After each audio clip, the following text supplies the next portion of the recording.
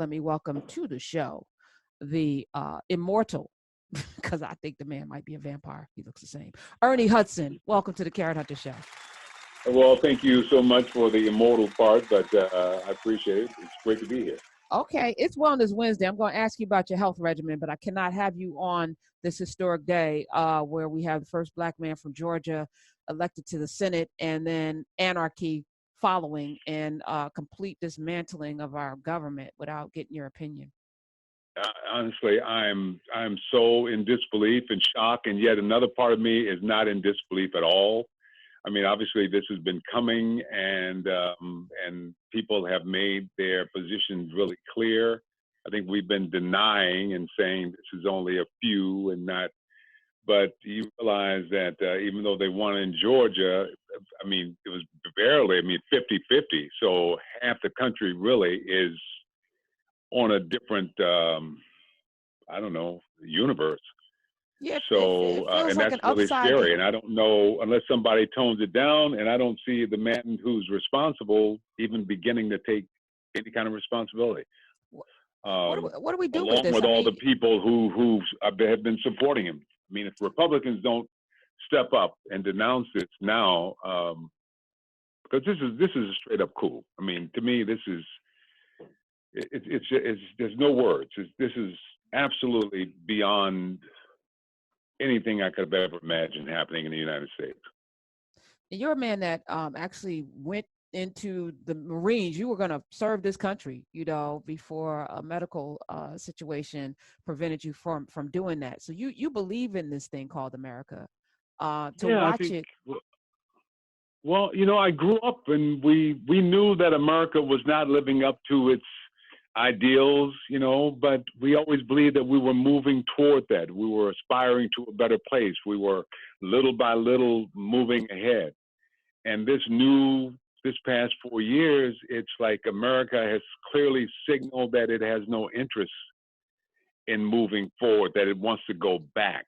And that is what is so shocking, because I just assumed we were all, sure, there was a handful of people who, in some backwood place who just didn't, who wanted it to be a certain way. But I never in a million years thought that 50% of the population would actually sit and tell me today that they thought the election was rigged. It's like, so it's shocking to me, because I've always believed that America is wasn't some third world country or even some dictator country, that we were special, and we were getting to a greater place. And I there's a part of me still believes, but I see that it's not quite as clear cut as it used to be in my mind. Yeah, I think I was stunned by the 74 million people who voted for 4 more years of Trump. I was like, what country are they living in? But I think you said it. There's an alternate universe that people are living in, where right is wrong, where everything that is true is a lie, and they see things through a lens that I can't even. I'm in the same part with you, except that I've always kind of had an inkling that this is probably America, and the other part that we've been living through, the election of a Barack Obama and even the election of a Kamala Harris, is probably the illusion. Maybe that's not the truth. Yeah, probably. I mean, like I said, I believe that even people who didn't particularly like it, there's certain things I don't like, but I have to recognize that it's just, that's not the reality. But these people believe in a whole other reality, and I'm sure Kamala Harris is their worst nightmare. I mean, Biden is up there, and if Biden happens to fall over, Kamala's running the show, and that is, I'm sure they'd probably rather blow the whole place up than to see that happen. Which it seems like, I mean, a woman today. and a woman of color. It's just beyond anything they could even comprehend.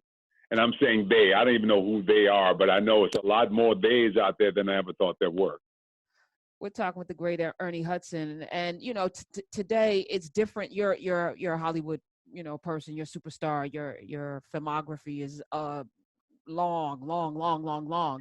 But Hollywood is different now, right? I think there's Yes. no longer. I said starting the show, you can no longer sit on the sidelines. There was a time when you could just act and you didn't have to get involved. Even athletes Right. have, I watched the Georgia election primarily because of the WNBA. Those ladies in Atlanta, the Atlanta Dream, came out in support of Warnock, even though the person that owned their team was Kelly Loeffler. They did a campaign number. I mean, Warnock was trailing, like he was doing really poorly until those ladies put everything on the line and said, be damned with this paycheck. She could do whatever she Yeah. wants. We will not support her. As a matter of fact, we're going to come against her. And to me, on the heels of George Floyd, a lot of people have had to make a choice that Yeah. may not be fiscally feasible or fiscally, empowering. Right. But Right. you Right. they have to choose right and just and humanity. How Yeah. have you seen Hollywood shift? Well, well, and credit to it, I will say Hollywood, or the people who run Hollywood, the money people. First off, it hasn't changed in the sense that Hollywood has always been about money and making money. But Hollywood felt that the only way to do that, it was to appease a certain part of our population, mainly those people who are rioting right now, and they didn't have to respond or relate to how we as a people felt we weren't important. And now I think they've recognized, maybe thankfully for Black Panther and a few other things, that we are viable and we do demand something. And so Hollywood has, in my mind at least, tried to embrace diversity, tried to open up and tell more stories. Certainly I'm seeing programs on TV now that I never imagined even 10 years ago we'd be seeing. So Hollywood has made an effort. Now, if I look at where it needs to go, it doesn't look like much has happened. But when I look at where we've come from, and just a real short, I mean, I came out to Hollywood in the early 70s. And from that time to now, it's unrecognizable. I mean, even commercials, just things that we thought we would never see. It's efforts to make it happen. So I'm encouraged by that, and I think we need more of that. But obviously, like I said, there's a long way to go, but definitely we're on the road. Hollywood has not resisted it. However, there are other institutions and certainly other communities in this country that has just, doubled down and said, we're not, and they found a leader in Trump who gave them permission to be stupid and act a fool and just, refuse to accept any change. And so that's too bad. But Hollywood, right now, there are a lot of shows. I see, especially cable came in and brought about a difference. Shows created by Blacks. I see. I mean, I'm definitely encouraged by that, and encouraged by we get a chance to tell our stories from our own perspective. Because up until very recently, even if it was a story about Black experience, it was written by somebody who wasn't. Right, right. I mean, I remember when Underground came out, I was like, oh my goodness. Yeah. And then we got Watchmen and Lovecraft Country, and it's like and all of the stuff Jordan Peele was doing with Get Out and taking horror to another level. I mean, like we Black Panther, like we are showing up as superheroes and as folks that are flawed, and we get like Sylvie's Love that I just watched on Amazon Prime, which is just a beautiful love story set in the 60s, just two Black people in love with a complex story, and we get to see that play out. Oh, great! I gotta check that out. I haven't seen that, but yeah. What Yeah, role? no, that's pretty. It's pretty amazing, and they didn't lose any money doing it. There was no sacrifice made. I mean, that's what we need. The world needs that.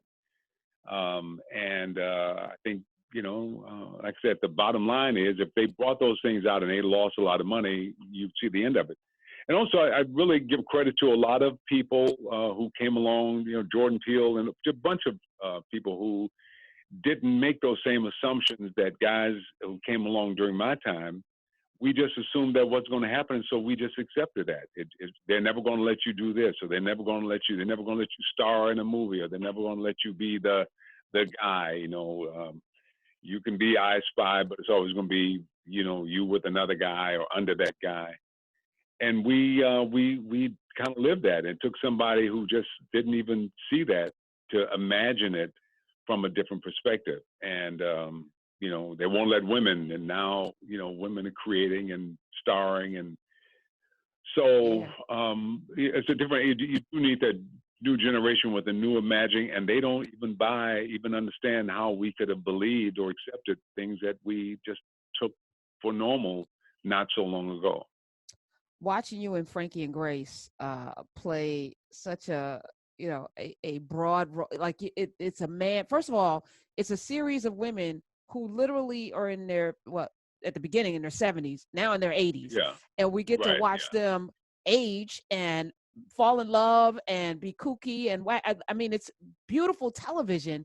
You come in as a love interest up to the Lily Tomlin character, and that development, and to play a role like that, talk a little bit about why you decided to take that, and walk me through the pitfalls and the pleasure. Well, now we can talk about, see, when you do interviews, there's two ways to do it. There's the correct answer, and then there's like, okay, let's just get real. All right, this is the Karen Hunter show. So this is what we do.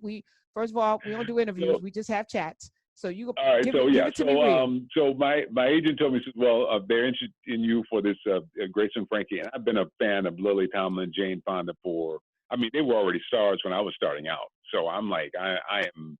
To get a chance to work with them. Sam Waterston I'd worked with, and Martin Sheen I'd known, but Jane Fonda and Lily Tomlin, I've signed me up. So originally I was going to be Jane Fonda's love interest, and I'm like, well, how old is Jane Fonda? In my mind, I'm thinking. Now you got to realize, I forget how old I am. Yeah, I'm still 39 in my mind. And you look it. So okay, go ahead, Mr. Immortal. So I said, are you sure you don't mean so? Then they said, no, we want you to be Lily Tomlin's boyfriend. I'm like, really? I mean, you sure don't mean Lily Tomlin's daughter's boyfriend?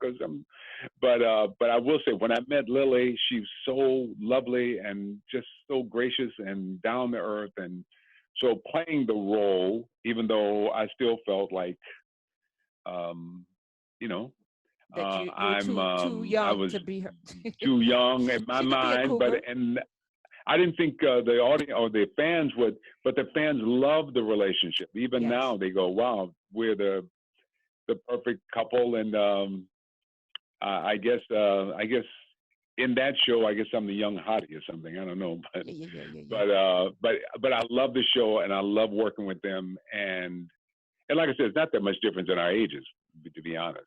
But you've been playing young so long. So let's talk a little bit about that, Ernie Hudson, because every time I see you, I'm like, how is this possible? You're defying logic and gravity and everything. So what is it that you do? Gravity is setting in.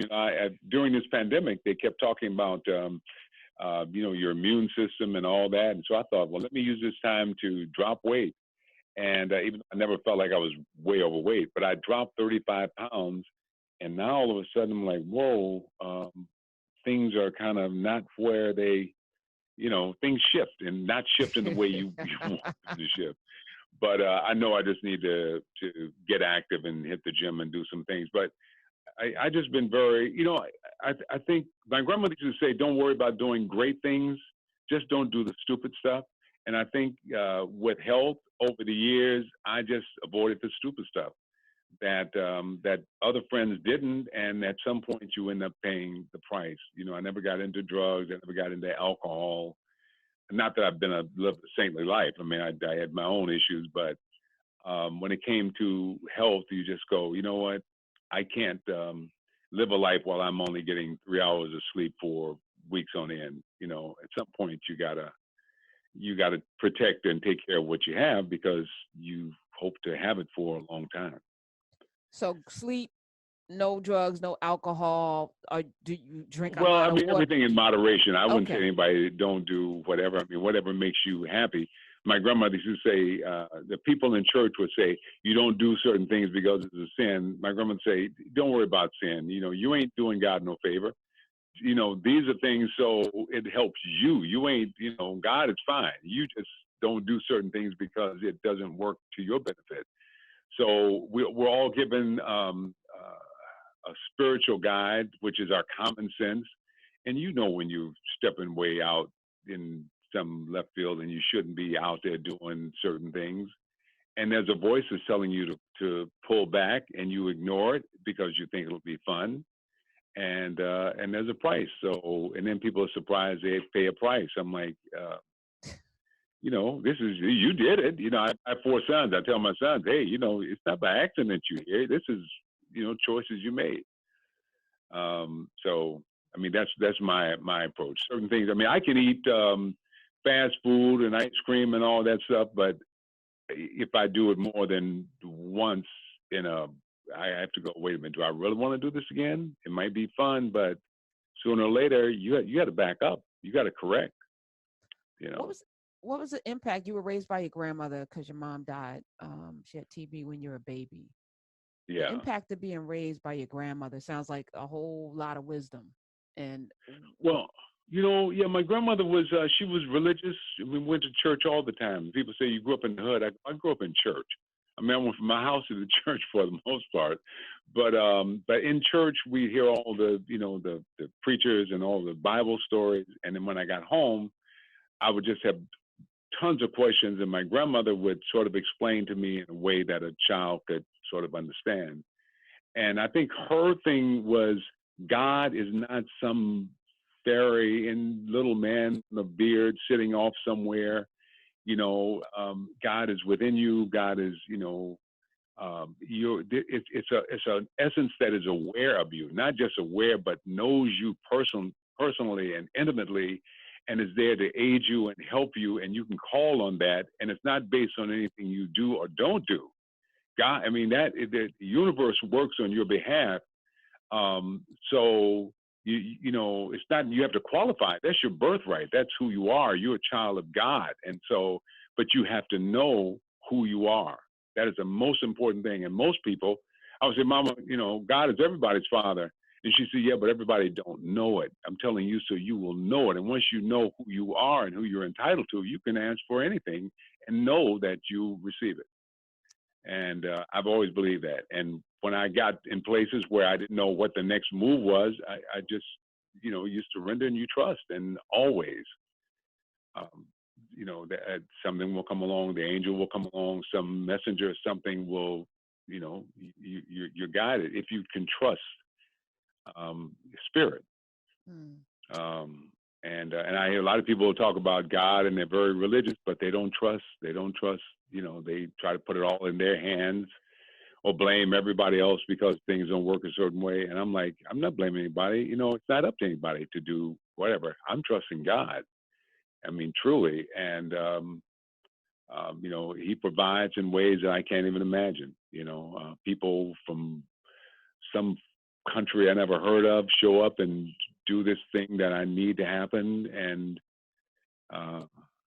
it's people who I thought was going to do it, who I tried to convince to do it, or people who owed me money. I don't decide where it comes from. I just know it's coming. I'm experiencing that very thing right now. So this is resonating. We're talking with Ernie Hudson, star of Redemption Day, also Ghostbuster Afterlife. Yeah, Ghostbusters Afterlife. We, we went back to do the movie 35 years after the first one. And honestly, you talk about God and spirit and all that. When I agreed to do it, I went to Canada. We shot it up in Calgary. And I realized how much impact this movie has had on my life and my family, my career.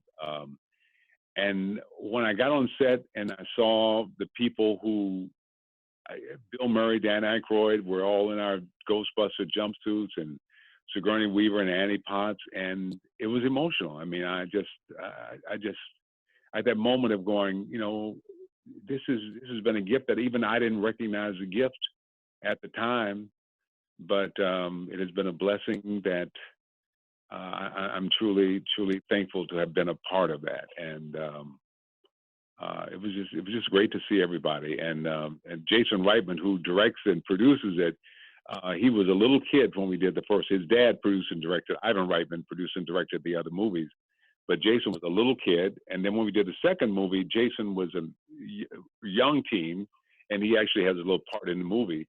But now Jason was the one who took the helm, and he's directing and it was just all just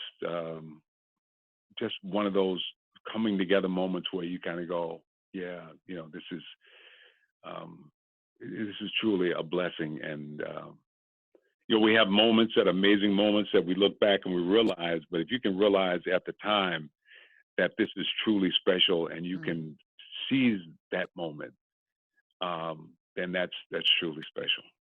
Who's the weirdest person to work with on that set? Because you talking about Aykroyd and Murray, you talk even Andy Potts and Sigourney Yeah. Weaver.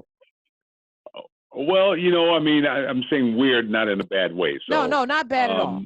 Yeah. So, but Sigourney Weaver, she was at Yale when I was at Yale years ago. So I kind of knew of her, and Sigourney. I love Sigourney, and Annie's just beautiful. But the guys, Harold Ramis was always the guy who, because at times it was some crazy stuff. I'm like, I don't understand what's going on here. And Harold was always the guy who would kind of explain to me, hey, Ernie, this is just, don't worry about it.